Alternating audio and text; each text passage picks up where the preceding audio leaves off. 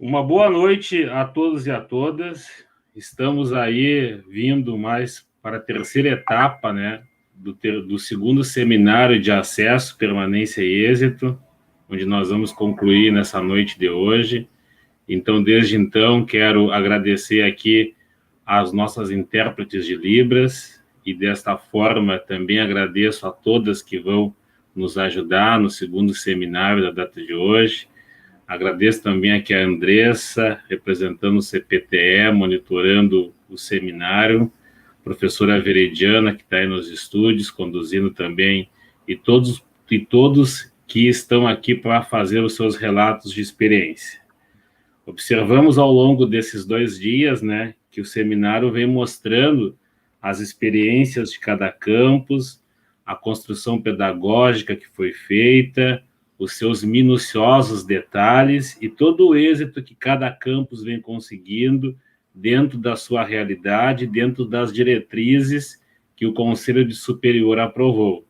Isso mostra, ou pelo menos é uma pequena amostra, da realidade que cada campus tem hoje nesse novo cenário que todos nós estamos presenciando.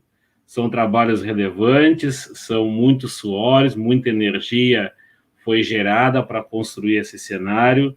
É um momento que o IFSUL vive diferenciado, né, porque é um momento que todos começaram a aprender, e a avaliação até então que se vem observando mostra resultados muito bons, inclusive resultados bem melhores do que a gente próprio imaginava.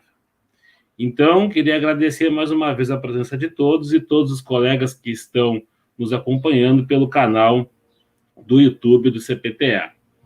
E para a gente começar, né, fazer a abertura da terceira etapa do seminário de acesso e permanência e êxito, com a temática socializando as atividades pedagógicas não presenciais, eu gostaria de convidar aqui a nossa chefe do Departamento de Gestão de Assistência Estudantil, a nossa querida psicóloga Liliane Ores, que essa noite, então, ela vai conduzir aqui a abertura do seminário. A Liliane pode entrar, por favor. Não sei se a Andressa consegue liberar. A nossa palestrante, então, a Liliane Ores, né, vai falar hoje sobre as interfaces entre a assistência estudantil, a permanência e o êxito.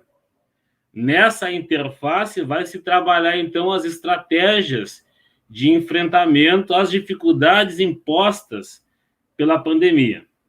A Liliane é nossa psicóloga, né? Ela pertence ao quadro de servidoras da Pró-Reitoria de Ensino, é chefe do Departamento de Gestão da Assistência Estudantil, é doutora e mestre em Saúde e Comportamento pela nossa Universidade Católica de Pelotas e também tem pós-doutorado pela UCPEL. Também tem a especialização em multiprofissional em saúde da família pela Fundação Universitária de Rio Grande e trabalha conosco aqui em todo esse movimento que a Pró-Reitoria de Ensino faz com os campos, com o Centro de Referência e com o Instituto como um todo, na temática da gestão da assistência estudantil. Então, Lili, como a gente carinhosamente te chama, te desejo aí uma boa palestra nessa noite calorosa aqui na cidade de Pelotas e acredito que para a maioria do Rio Grande do Sul. Uma boa palestra.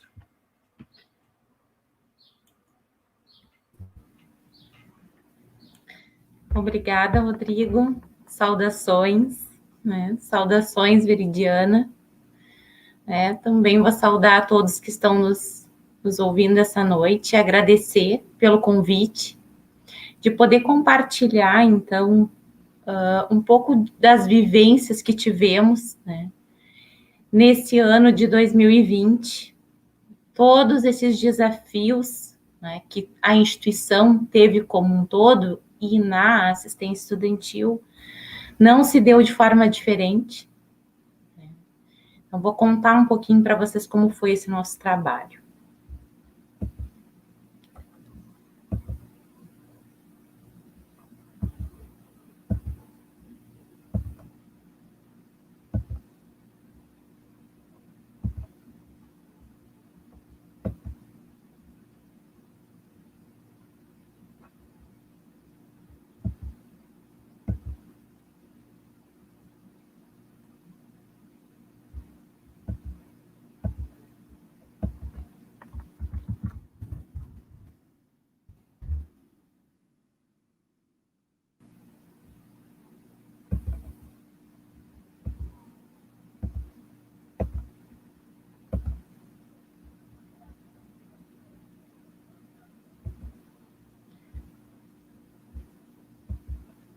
Não estou conseguindo compartilhar aqui a tela com vocês, mas eu vou iniciar, então, falando do Departamento, né, de Gestão de Assistência Estudantil.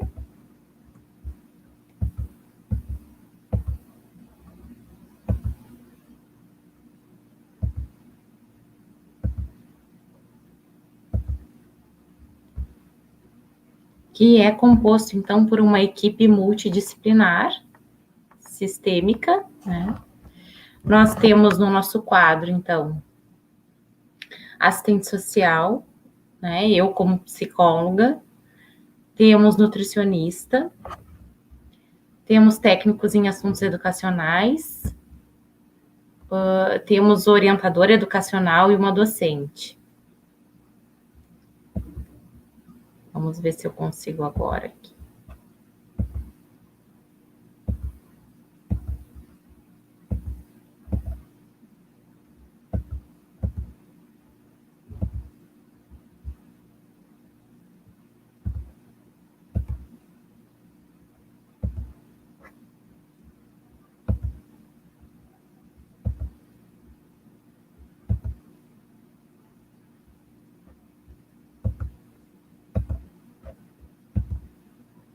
Agora sim apareceu aqui para mim.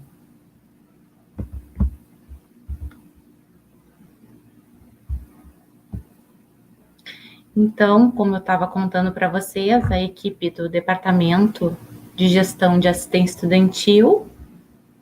Então, temos a Roberta Crisel, que é a nossa orientadora educacional e é coordenadora da Coordenadoria de Apoio ao Estudante. Temos 2 coordenadorias no departamento, né? Uma é mais voltada para o apoio técnico, às equipes de assistência estudantil, e a outra é voltada para todo o controle financeiro, controle e gestão financeira. Dentro, então, da Coordenadoria de Apoio ao Estudante, nós temos as assistentes sociais Josiela Cavalheiro e Letícia Silva. A Valesca Goulart, então, ela é docente do IFSU, coordenadora da Coordenadoria de Acompanhamento da Política de Assistência Estudantil, que é a mais voltada aos recursos financeiros. Dentro dessa coordenadoria, nós temos a Denise Silva, que é nossa nutricionista, o Ramon Correia, assistente social, e a Fabiana Grilo, técnica em assuntos educacionais. E também trabalha conosco como nosso estagiário, o Guilherme Teixeira, que é estudante do campus Pelotas Visconde da Graça. Bom, então, para compartilhar essa experiência, né, durante a pandemia do trabalho da assistência estudantil, eu inicio pelo atendimento online, que foi a nossa primeira iniciativa. Atendimento online, o remoto, aos estudantes e servidores do IFSU. Eu recordo que nós estávamos na Coordenadoria de Assistência Estudantil, no campus Pelotas, né, no dia 13 de março, quando veio, então, a notícia, né, que o reitor, então, iria publicar a instrução normativa com a suspensão de atividades presenciais, né. E lá nós já conversamos brevemente, a Rovena Severo, que é psicóloga do campus Pelotas, e a Letícia Krause, que também é psicóloga da reitoria, mas trabalha no Núcleo de Atenção à Saúde do Servidor, né, ligada à Progep. Bom, naquele momento nós pensávamos que seria por 15 dias, 30 dias, 40, né? Mas não tínhamos a menor ideia que poderia se estender tanto, né, como se estendeu. E em contato com essas mesmas colegas, por ideia e iniciativa da Rovena, né, nós começamos a pensar nessa outra forma de atendimento, porque sabíamos que não poderíamos ficar sem atender os nossos alunos, sem o contato, né, com os alunos, com os servidores que necessitassem, né, de suporte. especialmente, né, na época tumultuada, que foi o início da pandemia, onde a gente tinha muitas pessoas apresentando sintomas de ansiedade, principalmente, né, bastante falta de ar, preocupação, né, com todas essas incertezas que estavam surgindo. E aí nós começamos, então, a conversar sobre a possibilidade, né, de formar uma rede multiprofissional, né, com profissionais da psicologia, da pedagogia, do serviço social, da enfermagem. E aí começamos a convidar todos os profissionais que a gente conhecia e pedir para que eles alastrassem o convite, né, para os demais. E, além disso, a gente começou a buscar parâmetros para atuação profissional dentro de cada categoria, porque nós não poderíamos fazer esse trabalho sem buscar parâmetros de atuação, né? Não poderia ser feito de qualquer forma. Então, por exemplo, na psicologia, o Conselho de Psicologia, ele já tinha algumas práticas de atendimento remoto, mas não institucionalizado como está hoje em dia, né? Então, foi toda uma discussão nas categorias profissionais em como fazer esses atendimentos e entre esses profissionais que começaram a se formar.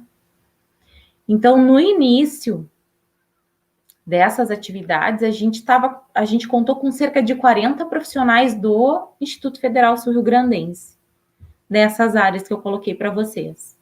E aí, no dia 24 de março, a gente realizou a primeira reunião, né, com toda essa galera que se reuniu, então, para realizar atendimentos online, e começamos a pensar, né, de que forma, de que metodologia nós iríamos trabalhar, quais seriam as orientações gerais, como que a gente poderia dar acesso a esses atendimentos, né? E rapidamente a gente organizou essas orientações em conjunto, né? Aprendendo a usar ferramentas novas, nem todos acessavam a plataforma RNP, né? Começamos a construir essas orientações com um documento no Google Drive, onde todo mundo acessava, né? E construímos coletivamente. E aí, então, no dia 1º de abril, a gente publicou no sítio eletrônico do IFSUL, né, as orientações gerais e como que se daria esses atendimentos, que constam nesse link que eu compartilho aí com vocês, né, www.ifsul.edu.br/imagens/documentos/saúde mental. Então, esse atendimento online, ele então, o agendamento é realizado via e-mail, que consta nessa lista, nesse link que eu acabei de mencionar para vocês, e esse atendimento, ele é realizado preferencialmente pela plataforma RNP, né? Digo preferencialmente por quê? Porque também se atende hoje bastante pelo Google Meet, né? Mas o que se colocou na época? Que poderia se atender pelo WhatsApp, por Facebook, enfim, pelas redes sociais, Instagram, desde que esse Instagram, por exemplo, fosse profissional, né? O importante seria realmente dar acesso a esse estudante para que ele entrasse em contato com a gente, né? Ou ao servidor. Mas usar preferencialmente as formas institucionais, digamos assim, né? Só que o nosso objetivo nunca foi realizar psicoterapia, né, ou avaliação socioeconômica para concessão de benefícios por essa via, porque se tem todo um entendimento, né, os conselhos também profissionais indicam isso, que não se deva atender situações mais complexas, mais graves, né, e que essas sejam encaminhadas para a rede pública de saúde, né, e para os órgãos de proteção do município, como um conselho tutelar, né, no caso de menores de idade.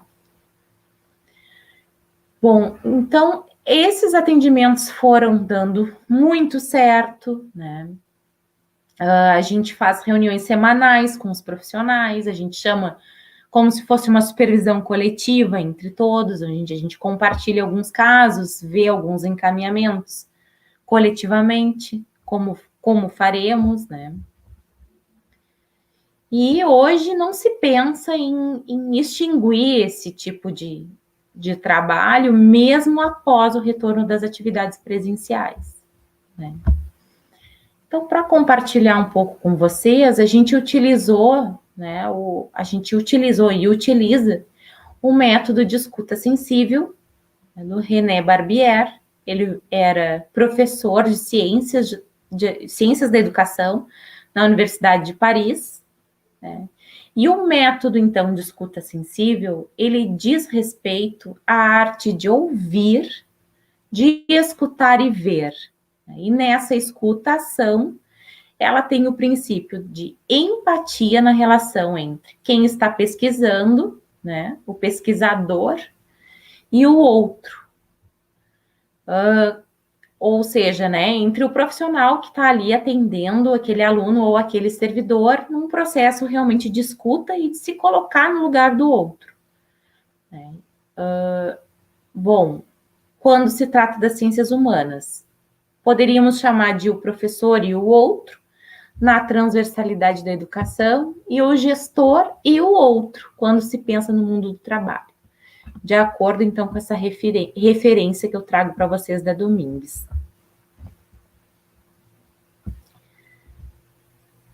Bom, então, esse é um dos nossos métiers, né?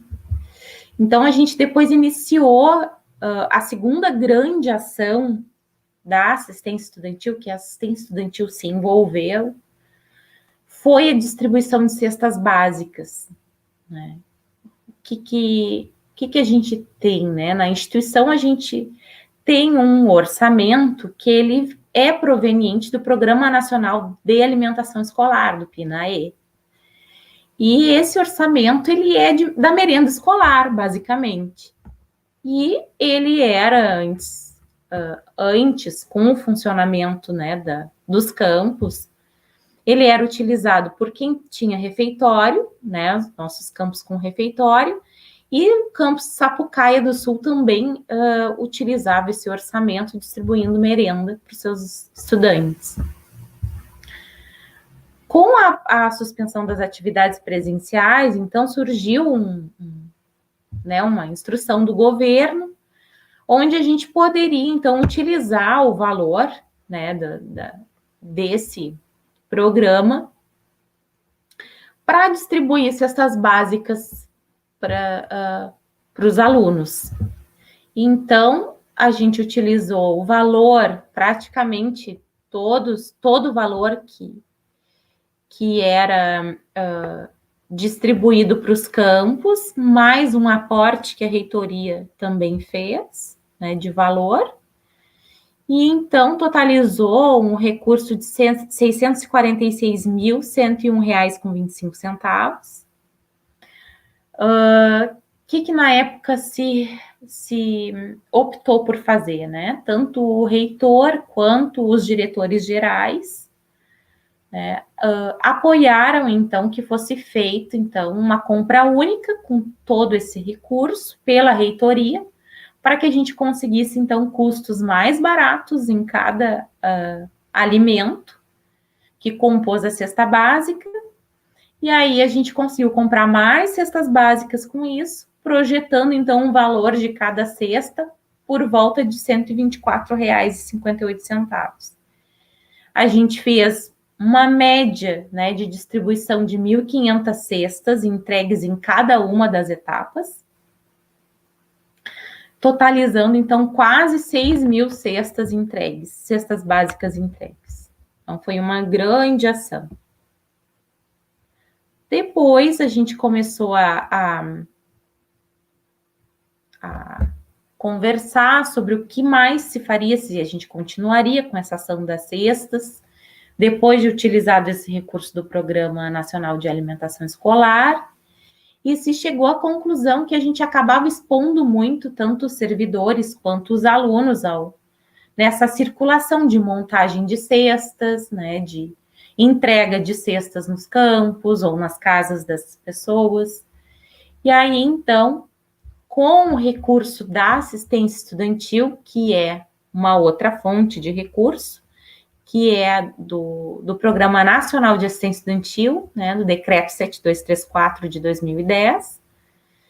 Então, com o recurso, parte do recurso desse decreto, nós decidimos, então, não distribuir mais as cestas básicas e passar, então, a ofertar o auxílio emergencial temporário, no valor de R$200, que vem, então, em substituição às cestas básicas, né? Nos meses em que a gente não iria fazer a distribuição das cestas, né? E utilizando e fazendo, então, formando esse auxílio no valor, então, um pouquinho maior do que o das cestas, né? De R$200, como eu mencionei para vocês.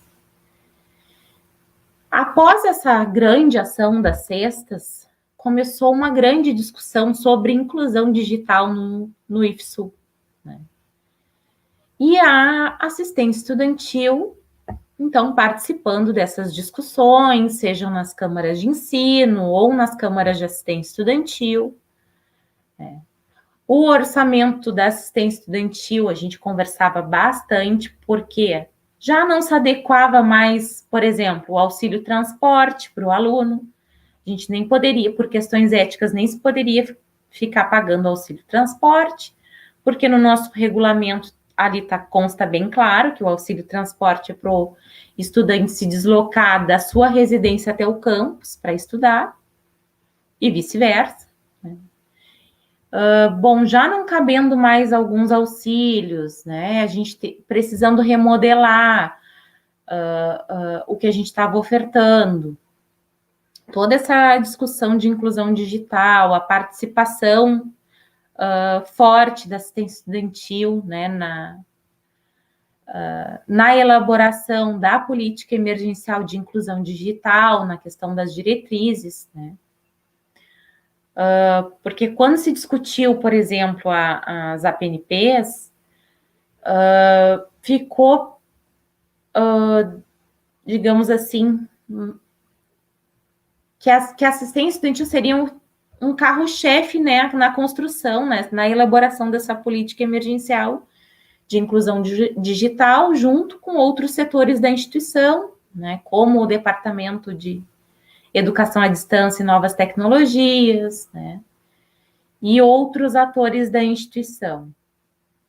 Então, começamos a elaborar essa política emergencial de inclusão digital e pensar no que a gente poderia ofertar para os nossos estudantes, né, com base nesse orçamento da assistência estudantil, e remodelando todo o nosso trabalho. Por quê? Porque antes a gente fazia desde a seleção dos estudantes, que era feita com muito papel, muito documento de estudante. Então, se mudou, né? Se fez formulários online, com pontuações, para a gente verificar a situação de vulnerabilidade dos alunos. Se extinguiu esse monte de comprovação, substituindo por essas perguntas. Então, foi todo um remodelar de trabalho, né? Começou a se pensar em que auxílios ofertar para os alunos, que poderiam atender às necessidades que eles tinham. E aí foram, então, surgindo também, depois da construção, né, da política emergencial de inclusão digital, em seguida, então, produzimos 2 editais, né, os 2 editais da PROEM, né, o 51/2020, que foi sobre inclusão digital, especificamente, onde tínhamos 2 grandes ações, a conectividade. Dentro da conectividade, a gente ofertou, então, os chips, né, da Oi e da Claro, de acordo com o projeto Alunos Conectados do governo federal, e o auxílio conectividade para aqueles estudantes em que o chip da Oi e da Claro não serviriam, né, os que residem, por exemplo, em áreas rurais e o chip não funciona, não se adequa, né? Então, surgiram essas duas ações na conectividade. O auxílio conectividade no valor de R$ 200 também, porque por uma pesquisa realizada no Campus Pelotas Visconde da Graça com os estudantes, já se sabia que a internet e a rádio, a maioria dos pacotes, né, que os alunos teriam que acessar, seriam no valor de até R$ 200. A questão dos equipamentos também era uma outra ação dentro desse edital, né, que se dividiu, então, entre o auxílio equipamento, no valor de R$ 1.500, para que o estudante pudesse adquirir um notebook ou computador desktop. Se sabe que pode não ser o valor ideal, né, mas o que era possível fazer, né, e a nossa instituição foi a instituição, né, que deu um valor mais alto para os estudantes para esse tipo de auxílio. A outra instituição, se não me engano, foi do Rio de Janeiro, que o valor era R$ 1.000 ou R$ 1.200. Então, procuramos estabelecer um valor que fosse possível para o estudante comprar, né, esse equipamento, para poder, então, participar das atividades pedagógicas não presenciais. E também tivemos o auxílio acessório ou auxílio conserto para aqueles estudantes que precisavam consertar um equipamento, né, um computador, ou que precisassem comprar, por exemplo, um wireless, né, para poder se conectar o computador à internet, uma webcam para assistir às aulas, enfim, aí essas seriam as ações, né, voltadas para os equipamentos.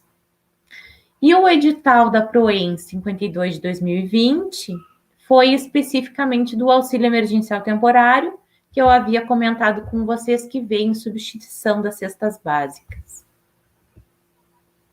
Todos os alunos que não recebiam, que estavam em situação de vulnerabilidade, né, e que não recebiam nenhum tipo de auxílio financeiro da assistência estudantil, né, seja o auxílio alimentação, ou a bolsa única, enfim, qualquer tipo de auxílio, eles poderiam participar, então, desse edital. Aqui, então, eu vou trazer alguns dados para vocês, né, rapidamente, da política emergencial de inclusão digital, de quantos alunos foram beneficiados em cada ação e em cada campus. Então, nós tivemos 501 alunos que receberam chip do projeto Alunos Conectados do governo federal, no total, né? Tivemos 166 alunos que receberam auxílio conectividade, a bolsa do valor de R$ 200, né, em todos os nossos campos e centro de referência. Tivemos ainda 384 estudantes que receberam o auxílio conectividade no valor de R$ 50, enquanto não chegava o chip do governo federal, para que esses alunos não ficassem desassistidos. 2.014 estudantes receberam o auxílio equipamento no valor de R$ 1.500. 427 receberam auxílio acessório ou auxílio conserto no valor de R$ 200, totalizando, então, esses 3.491, né, benefícios distribuídos para os alunos com relação à inclusão digital.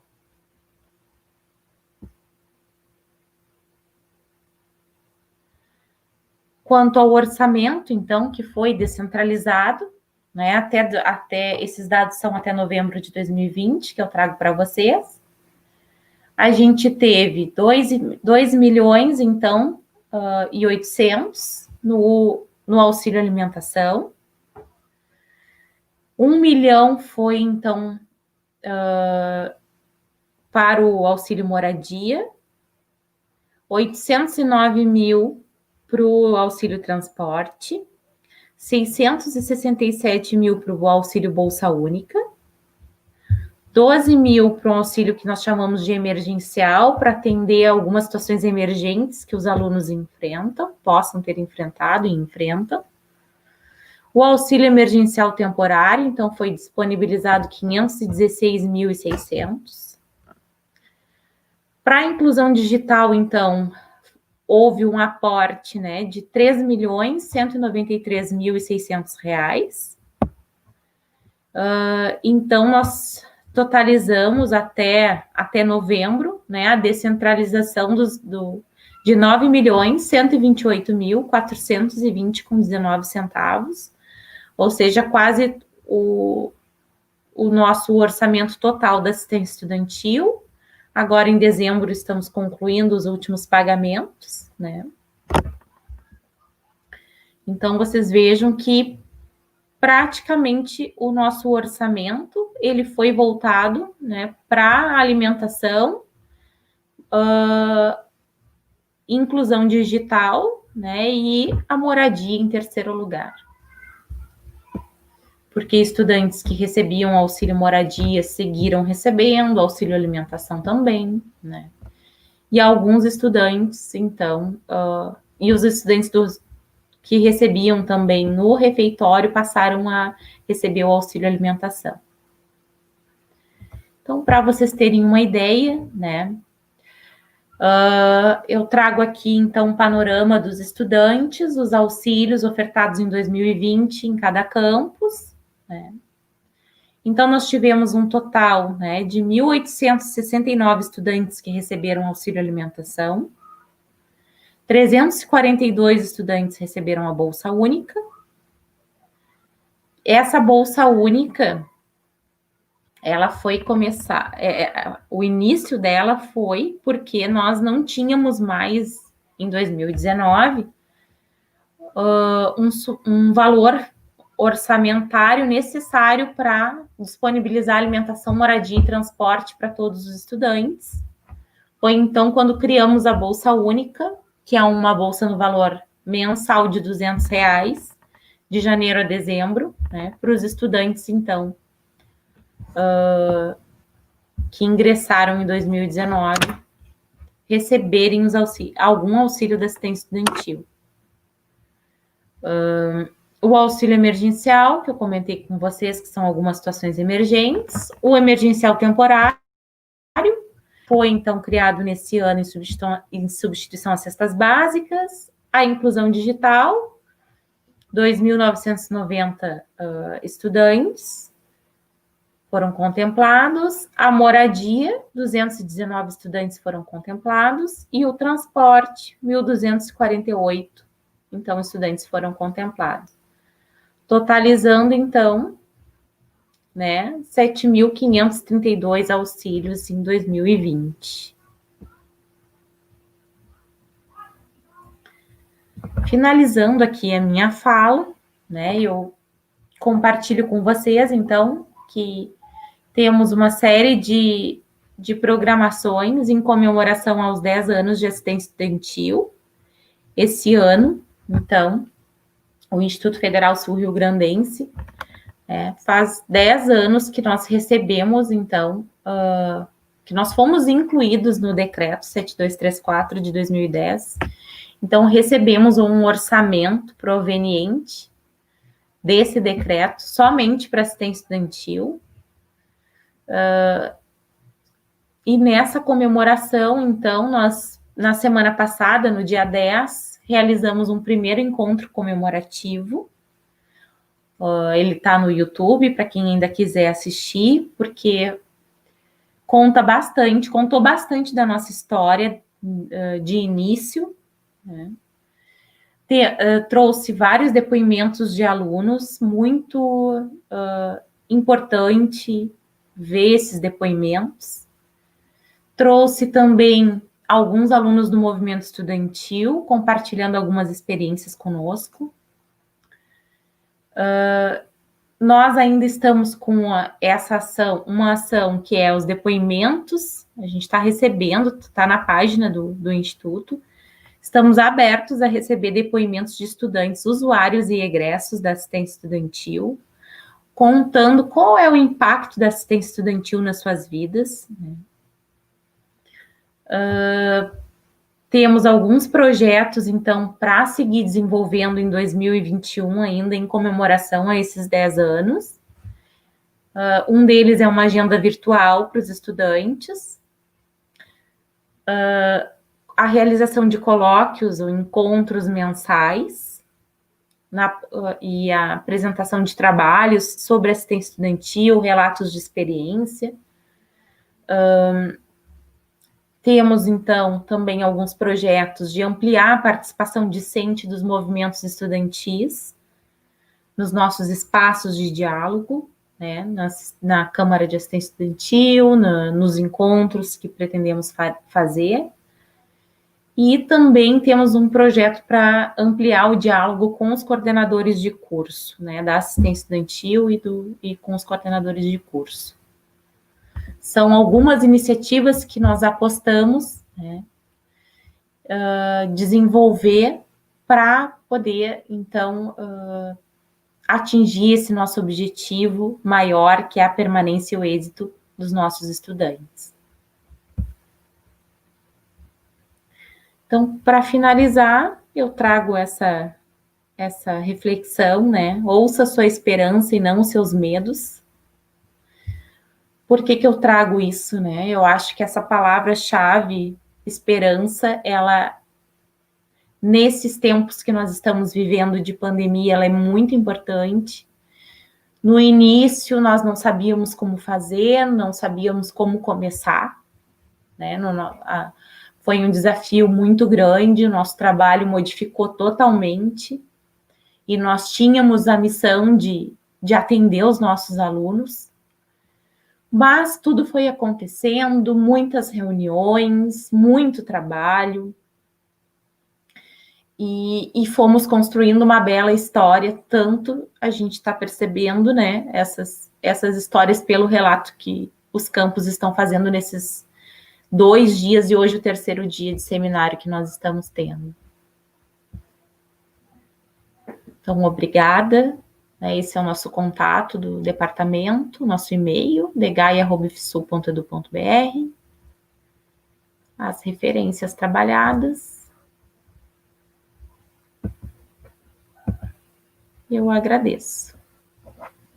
Não sei se excedi meu tempo, Rodrigo, me puxa as orelhas.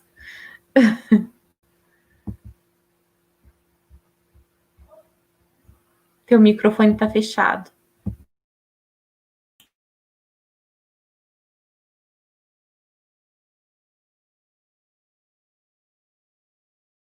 Continua fechado o microfone, Rodrigo. Agora sim. Então, te parabenizar pela síntese, né, da apresentação. Acho que tu mostrou aí um caminho, né, um histórico que a gente percorreu nessa trajetória, das dificuldades encontradas, né, dos processos obtidos. E aí eu também quero registrar, já que nós estamos no momento aí da permanência e êxito, né, agradecer a todas aquelas pessoas que contribuíram, principalmente agora nesse momento, para a gente fazer o edital de inclusão digital, né, na parceria que se estabeleceu, foi uma comissão gigantesca, com todos os campos, com o centro de referência, para que a gente conseguisse, né, atingir aí toda essa galera, e na busca deles, a gente teve muito problema, né, nos dados de conta bancária, disso, daquilo.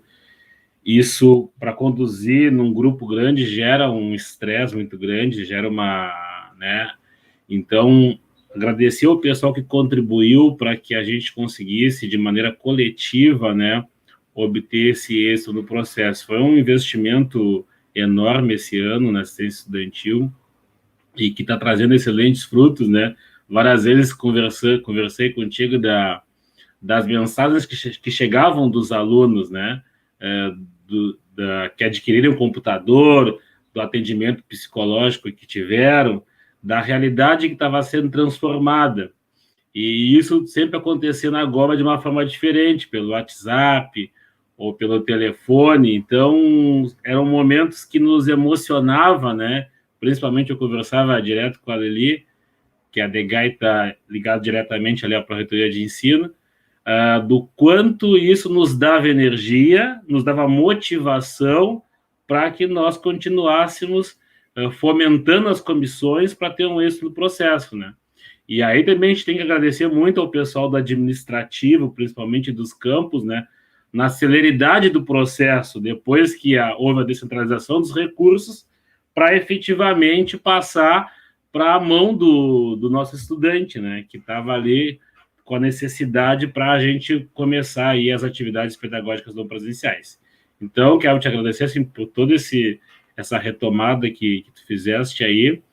E aí eu vou dar uma olhadinha agora se a gente tem algum questionamento. Deixa eu dar uma olhadinha aqui, não sei se a Veridiana me passou. Deixa eu dar uma olhada rapidinho aqui. O pessoal aqui, então, parabeniza. Eu acho que não temos pergunta, né? Fábio comenta lá que a política de inclusão digital cumpriu, né, um papel fundamental nas atividades pedagógicas não presencial e mostrou a relevância para além da crise pandêmica, pois é importante que nossos estudantes tenham em casa essas tecnologias sempre. Acho que ele traz uma síntese realmente do momento que a gente está vivendo, né? Então, te passa aí pelas considerações finais, eu acho que não teve nenhuma pergunta.